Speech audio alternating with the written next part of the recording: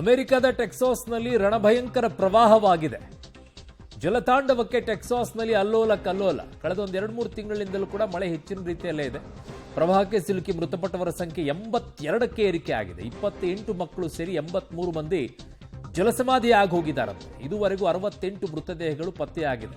ಇನ್ನು ಎಲ್ಲೋಗಿದ್ದಾರೆ ಗೊತ್ತಾಗಿಲ್ಲ. ಘೋರ ವಿಪತ್ತು ಅಂತ ಟ್ರಂಪ್ ಘೋಷಿಸಿರೋದು. ಸೊ ಅಮೆರಿಕದ ಟೆಕ್ಸಾಸ್ನಲ್ಲಿ ರಣಭಯಂಕರ ಪ್ರವಾಹ. ನಮ್ಮ ದೇಶದಲ್ಲಾದಾಗ ಅವರು ಹೇಳುತ್ತಾರೆ ಎಲ್ಲರ ಆತ್ಮಕ್ಕೆ ಶಾಂತಿ ಸಿಗಲಿ ಅಂತ ಹೇಳಿ. ನಾವು ಅಲ್ಲಿ ಸಾವನ್ನಪ್ಪಿದಂಥವ್ರ ಆತ್ಮಕ್ಕೆ ಶಾಂತಿ ಸಿಗಲಿ ಅಂತ ಪ್ರಾರ್ಥಿಸೋಣ. ಇನ್ನೊಬ್ಬರಿಗೆ ಕೆಟ್ಟದ್ದನ್ನು ಬಯಸಿದಾಗ ಏನಾಗುತ್ತೆ ಅಂತ ಅರಿವು ಟ್ರಂಪಿಗೆ ಇರಬೇಕಾಗಿತ್ತು.